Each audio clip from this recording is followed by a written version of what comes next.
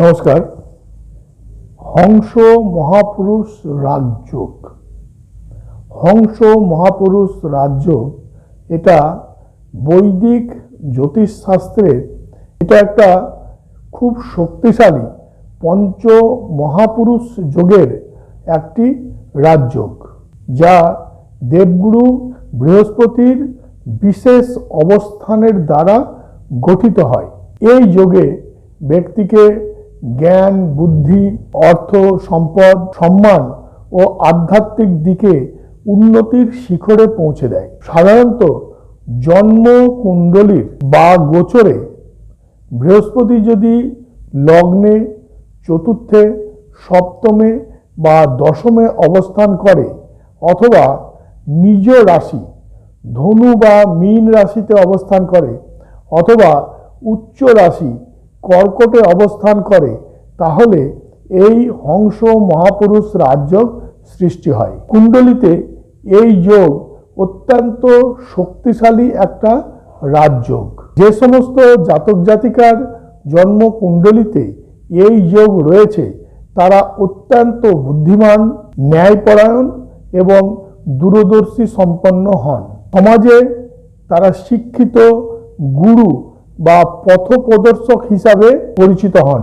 জীবনে সমস্ত রকম বস্তুগত যে সুখ, বৈভব এবং সম্মান এগুলো তারা লাভ করে থাকেন। এদের জীবনে কোনো দিন অর্থাভাব আসে না। সমাজে এবং কর্মক্ষেত্রে উচ্চ পদ এবং মর্যাদা, মান সম্মান লাভ করে থাকেন এবং এরা ভীষণ জনপ্রিয় ব্যক্তিত্ব সম্পন্ন হন। এদের হংসের মতো সুন্দর মার্জিত স্বভাব, কণ্ঠস্বর খুব সুন্দর, মধুর এবং এরা এক দিব্য তেজস্বী চেহারার অধিকারী হন। ঈশ্বরের প্রতি গভীর ভক্তি এবং ধর্মীয় ও সৎ কাজের প্রতি বিশেষ অনুরাগী এরা হয়ে থাকেন। তবে অনেক সময় এই হংস মহারাজ যোগ, যে যোগটার কথা এতক্ষণ ধরে আলোচনা করা হচ্ছে, সেটা অনেক জাতক জাতিকার জীবনে এই ধরনের সংযোগ থাকা সত্ত্বেও সঠিক ফল লাভ করা যায় না। তার কারণ, যদি জন্মকুণ্ডলিতে বৃহস্পতি, রাহু, কেতু বা শনির মতো পাপ গ্রহ দ্বারা পীড়িত হয়, তখন কিন্তু এই হংস মহারাজ যোগ গঠিত হলেও সঠিক তার যে সুফল, সেই সুফল অনেক কমে যায়, সঠিক সুফল ঠিকমতো পাওয়া যায় না। আগামী 12ই আগস্ট 2026 এই বছরই তো বৃহস্পতি অর্থাৎ দেবগুরু তিনি যে এখন দগ্ধ অবস্থায় রয়েছেন, সেই দগ্ধ অবস্থা থেকে তিনি মুক্ত হবেন। অর্থাৎ বৃহস্পতির দগ্ধ অবস্থা কেটে যাবে। তখন এই রাজযোগের শক্তি বহু গুণ বৃদ্ধি পাবে এবং কয়েকটি রাশির জাতক জাতিকাদের জীবনে ভাগ্য এবং জীবনের ক্ষেত্রে অভাবনীয় একটা সুফল আসতে চলেছে। সেইটাই হচ্ছে আজকের আলোচনার বিষয়। তবে মূল আলোচনায় যাওয়ার আগে আর একটা কথা সকলকে বলে রাখবো, যে যাদের আমার অনুষ্ঠান ভালো লাগবে তারা অবশ্যই আমাকে লাইক করবেন এবং যারা নতুন আমার ভিডিও দেখছেন তারা প্রত্যেকটি অনুষ্ঠান, প্রত্যেকটি ভিডিও পাওয়ার জন্য অবশ্যই সাবস্ক্রাইব করবেন এবং যাদের বিশেষ কিছু জানার আছে তারা অবশ্যই কমেন্ট বক্সে লিখে জানাবেন। তো এখন আমরা দেখব এই হংস মহারাজপুরুষ যোগ সৃষ্টি হওয়ায় এবং আগামী 12ই আগস্ট বৃহস্পতির দগ্ধ অবস্থা কেটে যাওয়ার পরে কোন কোন রাশির জীবনে কি কি সৌভাগ্য নিয়ে আসছে, কি কি সুফল তারা লাভ করবেন। প্রথমেই দেখব মেষ রাশি। মেষ রাশির চতুর্থে অর্থাৎ কেন্দ্রে বৃহস্পতির অবস্থান রয়েছে। ফলে এই সময় কি হবে, গৃহবাড়ি সুখ শান্তি অর্থাৎ নতুন বাড়ি তৈরি বা নতুন গাড়ি তৈরির চিন্তাভাবনা বা করতে পারবেন এবং বাড়িতে একটা যে টানাপোড়েন চলছিল, বাড়িতে একটা যে মনোমালিন্য ভাব একটা চলছিল, সেগুলো কেটে যাবে এবং বাড়িতে একটা সুখের পরিবেশ একটা ফিরে আসবে এবং মায়ের স্বাস্থ্য, যারা মেষ রাশির জাতক জাতিকা তাদের নিজের মাতার স্বাস্থ্যের অনেক উন্নতি হবে। এরপরে দেখব কর্কট রাশি। প্রথম কথা হচ্ছে কর্কট রাশি হচ্ছে বৃহস্পতির উচ্চ স্থান এবং সেই কর্কট রাশিতেই বর্তমানে বৃহস্পতি অবস্থান করছেন। ফলে কি হবে, কর্কট রাশির যারা জাতক জাতিকা তাদের এই সময় আত্মবিশ্বাস প্রচণ্ডভাবে বেড়ে যাবে। তুখর আত্মবিশ্বাস এখন তারা লাভ করবেন। তাদের সামাজিক মান সম্মান, সমাজে তাদের যে প্রতিষ্ঠা সেটা তাদের অনেক বাড়বে। কর্মজীবনে বড় পদের অভাব পাবেন। তাদের বেতন হঠাৎ করে বেড়ে যাওয়ার একটা সুযোগ এই সময় তারা পাবেন এবং নতুন কোনো বিনিয়োগ বা নতুন কোনো ইনভেস্ট থেকে এই সময় তাদের বড় ধরনের একটা লাভের কিন্তু আশা করা যাচ্ছে। এরপরে আমরা দেখব কন্যা রাশি।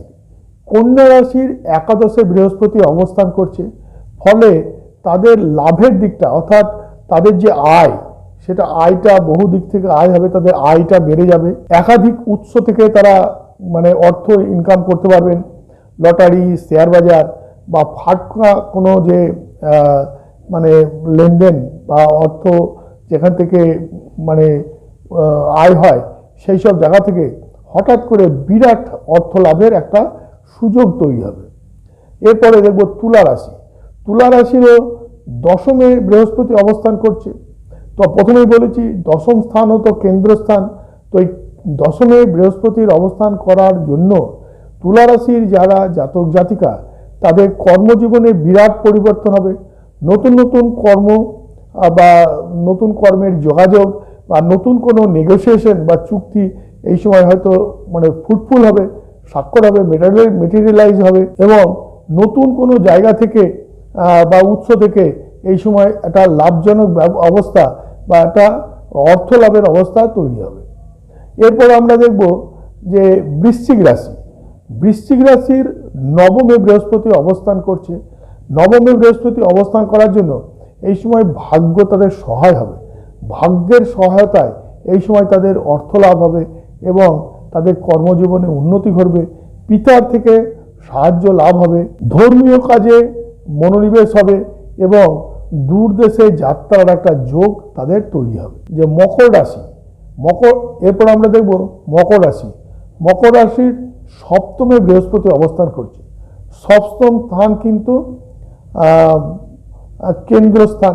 তো সপ্তমে বৃহস্পতি অবস্থান করার জন্য তার জীবনসঙ্গীর সাথে এই সময় সম্পর্কটা অনেক মধুর হবে, যেটা হয়তো অনেক দিন ধরে কিছুটা মতবিরোধ বা কিছুটা মনোমালিন্য চলছিল, সেগুলো মিটে গিয়ে একটা সুখের পরিবেশ বা সুখের একটা সম্পর্ক তৈরি হবে। অংশীদারি ব্যবসা যারা করেন তাদের এই সময় ব্যবসায় বিপুল লাভ বা পরিবর্তন বা ধরুন নতুন কোনো নেগোসিয়েশন বা নতুন কোনো অর্ডার লাভ এই সময় তাদের জীবনে ঘটবে। তারা বিভিন্ন সোর্স থেকে এই সময় ইনকামের একটা রাস্তা তাদের তৈরি হবে। মীন রাশির পঞ্চমে বৃহস্পতি অবস্থান করছে। তো মীন রাশির পঞ্চমে বৃহস্পতি অবস্থান করার জন্য তাদের যারা শিক্ষার সাথে যুক্ত আছে ছাত্রছাত্রী, তাদের এই সময় শিক্ষার উন্নতি হবে এবং সন্তানের দিক থেকে বিরাট বড় একটা সাফল্য এবং সন্তান থেকে লাভ তাদের কিন্তু এই সময় ঘটবে এবং তারা এই সময় যারা ব্যবসা বাণিজ্য করেন তাদের কিন্তু এই সময় বিভিন্ন জায়গা থেকে তাদের ইনকামের একটা রাস্তা তৈরি হবে, অর্থাৎ একটা বড় আর্থিক লাভ তাদের জন্য অপেক্ষা করছে। তো আমরা আলোচনা করলাম যে হংস মহারাজ যোগ যেটা তৈরি হচ্ছে এবং যার সুফল আগামী 12ই আগস্ট থেকে বিভিন্ন জাতক জাতিকারা পাবেন।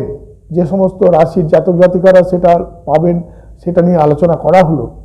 তো যাদের আমার এই আলোচনা ভালো লাগলো তারা অবশ্যই লাইক করবেন, যেটা আবার বললাম যারা নতুন অনুষ্ঠান দেখছেন এবং আগামী দিনে প্রত্যেকটা অনুষ্ঠান যারা পেতে চান তারা অবশ্যই সাবস্ক্রাইব করবেন। আর যাদের বিশেষ কোনো বিষয়ে জানার আছে তারা অবশ্যই আমাকে কমেন্ট বক্সে জানাবেন, কারণ আমি সাধারণত জ্যোতিষের বিভিন্ন খুঁটিনাটি তথ্য নিয়ে আলোচনা করি এবং তাৎক্ষণিক যে ঘটনা বা গ্রহদের যে গোচর এবং তার ফলে বিভিন্ন জাতক জাতিকার জীবনে যে হঠাৎ হঠাৎ যে সমস্ত পরিবর্তন বা যে সমস্ত ভালো জায়গা বা যাদের সাবধান হওয়ার ব্যাপারগুলো থাকে সেইগুলো নিয়ে সাধারণত আলোচনা করে থাকি।